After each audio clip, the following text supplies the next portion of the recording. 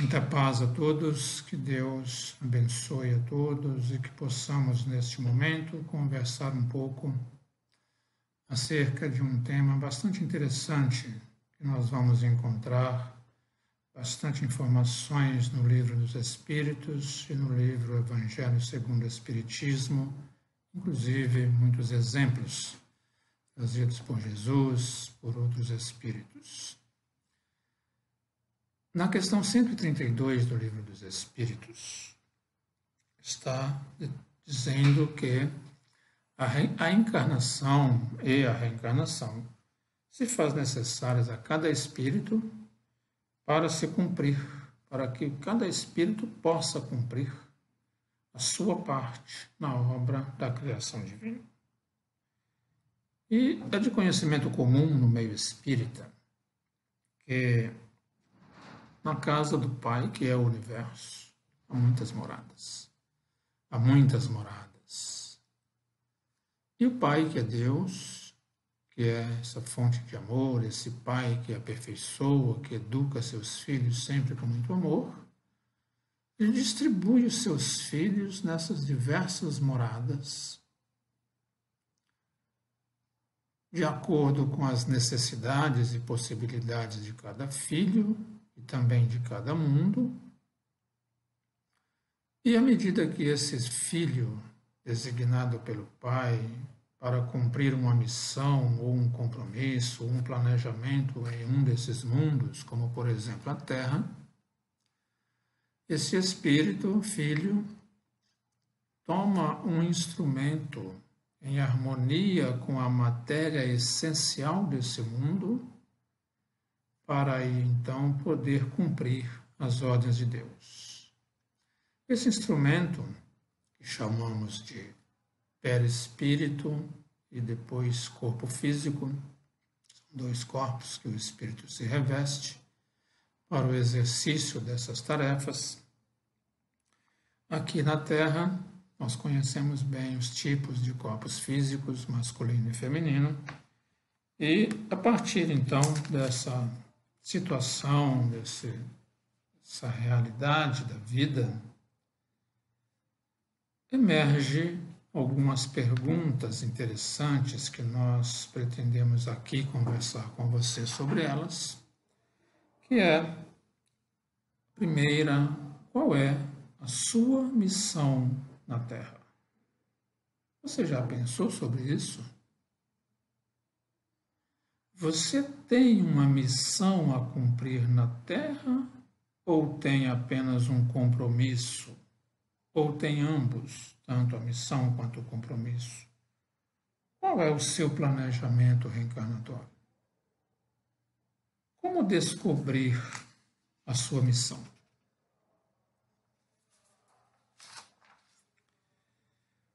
Como desenvolver e cumprir a missão quando não tem conhecimento do planejamento reencarnatório? Se você não tem conhecimento do plano, não lembra o plano, como cumprir a missão? Então, esses questionamentos são importantes para que se promova o esforço da vontade para encontrar o caminho certo, o rumo certo da sua reencarnação.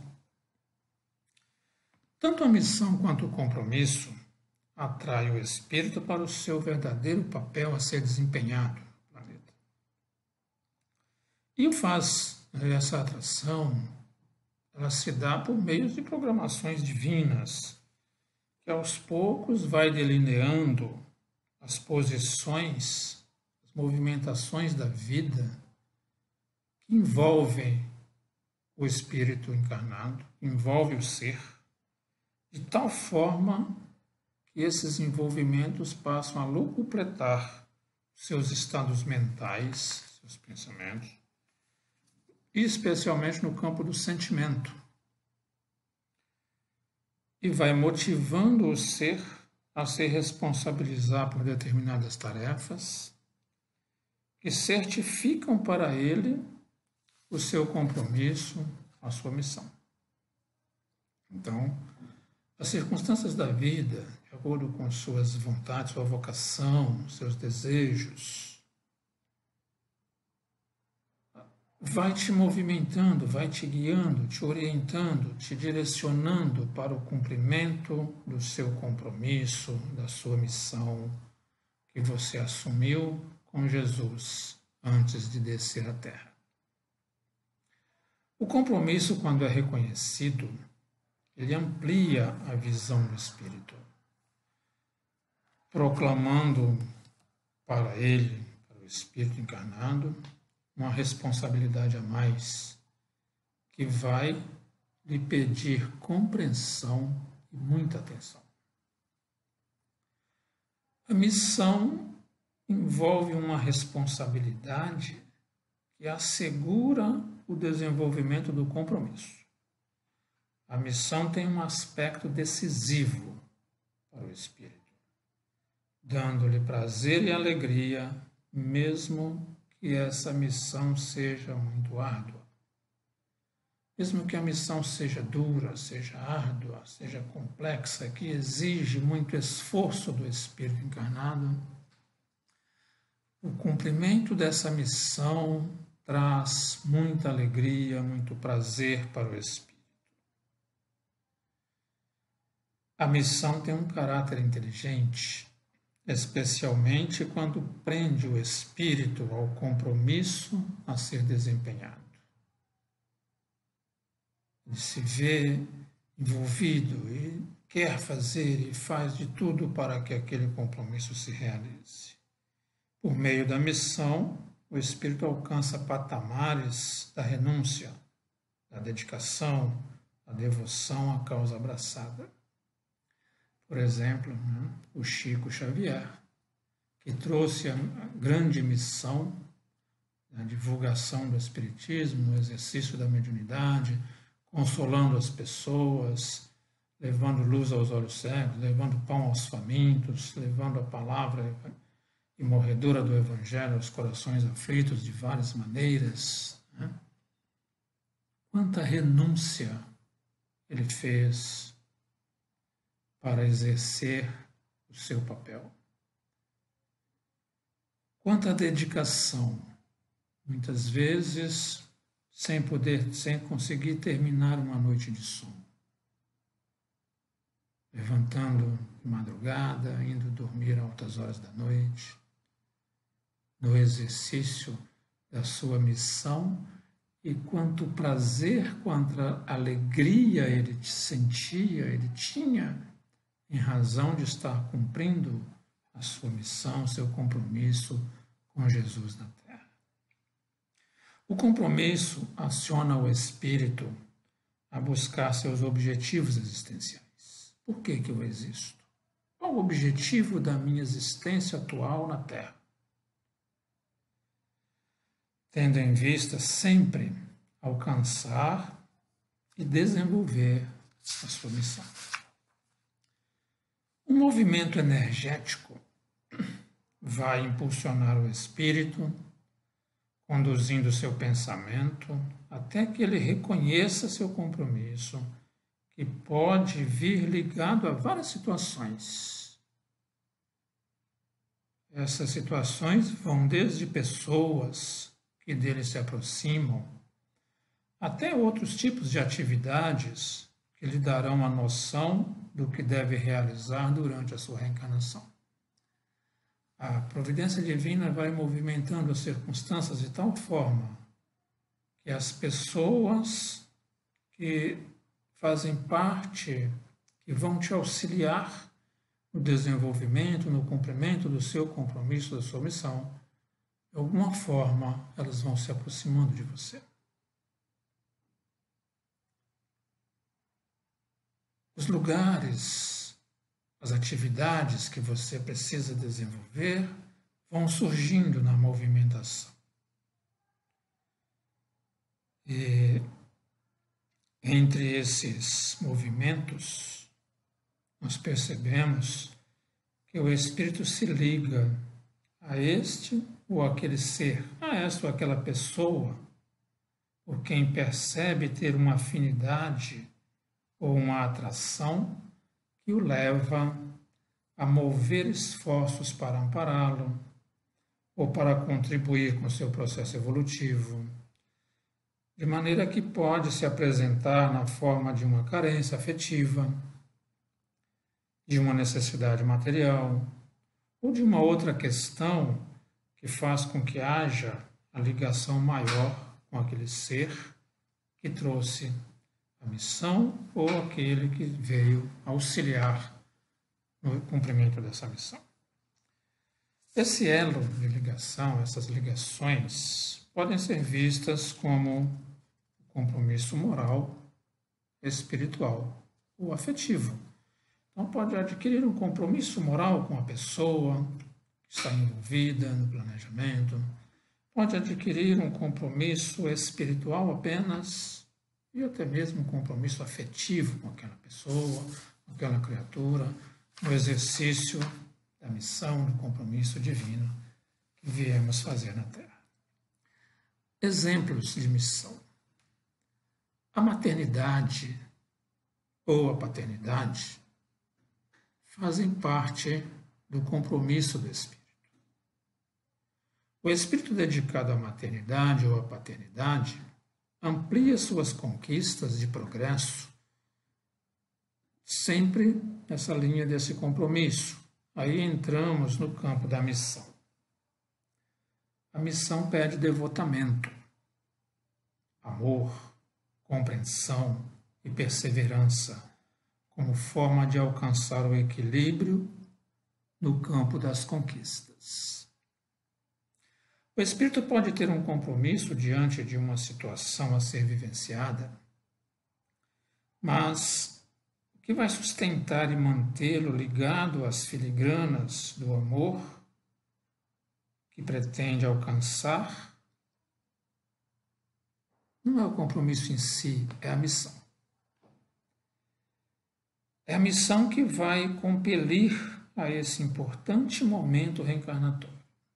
É a missão que vai compelir o espírito a desenvolver suas tarefas. Nós encontramos aqui na Terra, se observarmos com certa atenção, vamos perceber que temos profissionais compromissados nas diversas profissões. Em todas as áreas, na área da engenharia, na área do direito, na área da educação, nas áreas do serviço comum, mas nem todos têm dedicação ao compromisso abraçado. Pode até haver esforço, esmero no trabalho, mas isso não define para o espírito que tenha uma missão. Quando a missão está presente pela força do compromisso, vamos encontrar o espírito encarnado muito dedicado, despretensioso, e que realiza seu compromisso com muito amor, procurando envolver a todos com seu magnetismo, com sua confiança, sua dedicação, seu devotamento. Então, meus queridos irmãos, é chegada a hora de mostrar para o espírito o seu compromisso, estimulando-o a descobrir qual é a sua missão aqui na Terra. Essa descoberta, a descoberta da missão, vai fazer com que esse espírito perceba o bem que o trabalho pode lhe proporcionar. E, óbvio, a partir daí, ele vai dar muito mais valor ao trabalho que ele está fazendo, ele vai olhar com outros olhos, vai estar muito mais interessado em entender o alcance do seu trabalho, até onde vai o resultado, quem que aproveita o resultado do trabalho que ele está fazendo na Terra. E isso vai motivá-lo cada vez mais. A alegria vai se renovar a todo instante, quando ele passa a assistir e amparar seu irmão de forma natural. Eis aí o amor ao próximo, recomendado por Jesus. Esse estado que passa a ser natural, essa naturalidade da movimentação nesse estado, com alegria, com discernimento, com amor, com compromisso, com devotamento, dedicação, vai definindo para ele como sendo a sua missão.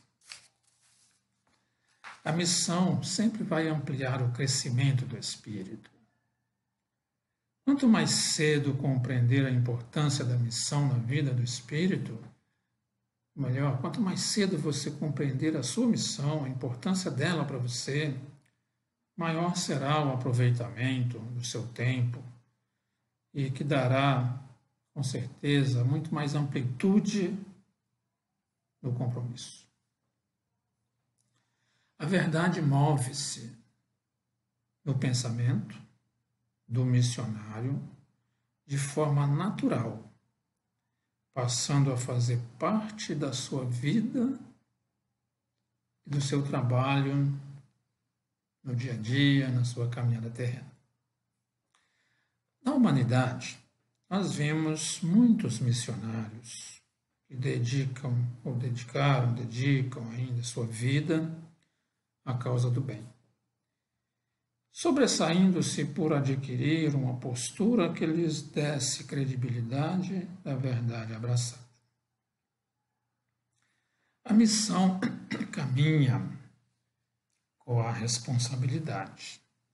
Não dá para falar em missão sem ter responsabilidade. Também a missão caminha com a fidelidade aos preceitos abraçados, tornando o ser caridoso, amoroso, sincero e digno. Desde que esses preceitos abraçados no cumprimento da missão sejam os preceitos trazidos por Jesus, elencados no Evangelho segundo o Espiritismo, com muitas explicações dos nossos benfeitores que trouxeram a codificação. No apostolado de Jesus, encontramos vários missionários. Muitos deles ficaram registrados nos históricos das lições evangélicas, por sua missão exatamente. Outros não ficaram ali registrados. O bom desempenho da missão enobrece o compromisso abraçado, ficando a mente nos sublimes propósitos de crescimento espiritual. Então não é possível ter uma missão e não ser probo, lúcido, não ter uma grande lucidez diante dessa missão. Jesus, nosso querido mestre, sabia do compromisso de todos os 12 apóstolos, mas reconhecia que entre eles a missão de alguns e outros que tinham apenas o compromisso. A missão demonstra um comprometimento mais avançado com a verdade e a responsabilidade dos fatos que envolvem o ser. O grau de responsabilidade do missionário é maior, é mais intenso. As missões de Pedro, do apóstolo Pedro, e do apóstolo João, o João Evangelista, foram muito diferentes dos compromissos do apóstolo Tiago e do apóstolo André, por exemplo. Lucas teve a missão de esclarecer e assistir os irmãos do caminho. Já Levi, Mateus e outros apóstolos tiveram compromissos. Mas na história do cristianismo não ficou definido quais foram suas missões. O compromisso desses apóstolos não teve um caráter missionário como o de João, o de Pedro, o de Lucas, de Paulo de Tarso, que veio depois. O apóstolo Paulo demonstrou, por exemplo, que nos momentos em que seu compromisso abriu a porta para ele de uma nova oportunidade de trabalho com Jesus, e sentiu que algo maior, muito maior, movia as suas forças. E ele não se esquivou desse movimento. Ele abraçou a causa e cumpriu a sua missão. Essa força que move o pensamento leva-o a compreender o chamamento, percebendo que havia algo muito maior a realizar. Você já percebeu o chamamento de Jesus para você? Você já sentiu isso? Você já percebeu o que Jesus espera de você na terra no cumprimento do seu compromisso ou da sua missão? Para perceber melhor o que seria o seu compromisso, o exemplo de Paulo de Tarso, foi necessário que ele se recolhesse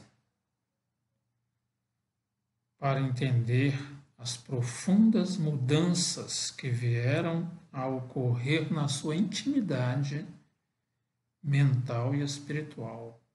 Para isso, Paulo, com um exemplar do Evangelho de Mateus, ele se recolheu no deserto por 3 anos para estudar o Evangelho, se preparar melhor para cumprir a sua missão que veio cumprir na Terra. Nesse momento de grandes reflexões que aconteceu com Paulo e que deve acontecer com todos nós, desde que nós percebamos que somos operários do Cristo, que estamos na Terra para cumprir compromisso e missão e que nós aceitemos isso e façamos a nossa parte com amor e dedicação, percebe-se que Jesus chama para outros fins. Então, Paulo percebeu que Jesus o chamava para outra finalidade muito diversa daquela que ele vinha fazer. E assim também é conosco. De repente, aquilo que nós estamos fazendo, empenhado em fazer, não é o que viemos fazer ainda. Pode ser apenas uma fase preparatória, como pode também ser um desvio de planejamento.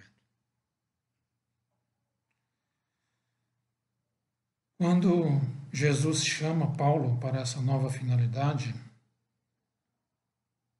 como o mestre nunca desampara ninguém, ele recebeu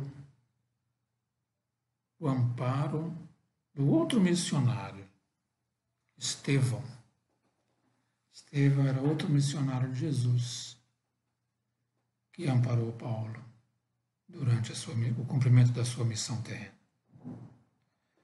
A partir desse momento, que completa no pensamento de Paulo o entendimento do compromisso abraçado, e assim também será conosco, sentindo que tinha algo mais a realizar, mantendo um pensamento reflexivo, percebe-se que não bastava ser cristão. Não basta se dizer cristão, não basta frequentar templos, não basta ler livros religiosos, não basta ler doutrina espírita, livros da doutrina espírita. É preciso compreender mais. É preciso compreender aquilo que chama a atenção no seu compromisso com Jesus. É preciso, como Paulo de Tarso, se dirigir a Jesus e perguntar sem medo, sem qualquer timidez: Senhor, o que queres que eu faça? Foi aí que sentiu, nesse momento, foi aí que Paulo sentiu que tinha muito a realizar, indo ao encontro de sua missão, que era a missão de evangelizar. E você, qual é a sua missão? Veja, meus irmãos, cada um tem missão diferente. A do Paulo era de evangelizar. Mas, e a sua? Essa descoberta da missão, quando Paulo descobriu, o levou a pensar que era preciso esclarecer seu irmão, vindo a abraçar a sua missão, então, até enquanto durou a sua reencarnação. Muitos outros espíritos deixaram seus exemplos, muitos exemplos vivos de trabalho, de compromisso de sua missão. O discípulo Pedro, o apóstolo Pedro, recebeu a missão de reativar o pensamento dos primeiros cristãos de Jerusalém após o retorno de Jesus à pátria espiritual. No cumprimento dessa missão, Pedro abriu a Casa do Caminho para realizar ali não só as lições de Jesus, mas a prática da caridade, do amor, revitalizando a fé dos homens em Jesus.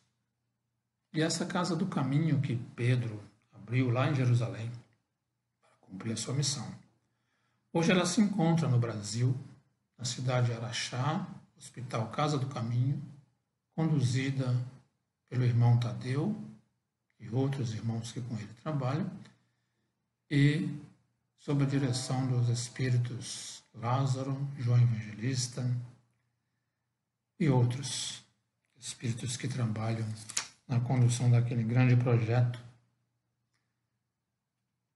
da Casa do Caminho, que pode ser conhecida, quem quiser ir nas nossas caravanas que realizamos todo ano.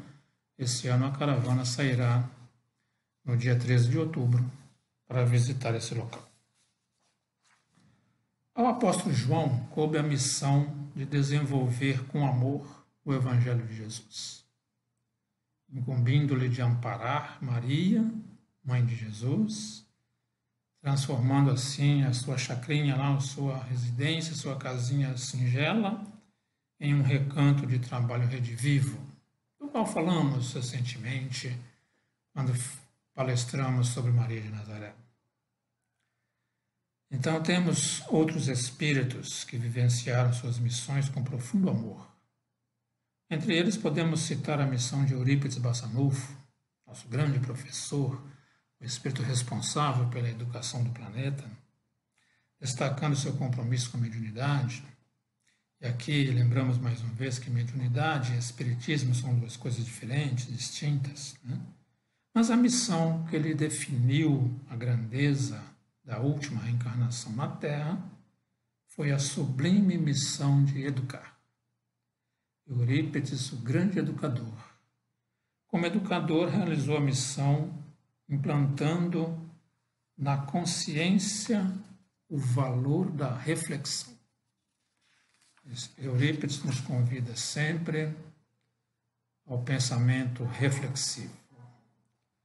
E essa missão de Eurípides amplia-se no mundo espiritual, atribuindo-se ao espírito a grande tarefa de instrumentalizar os mecanismos divinos para buscar o espírito.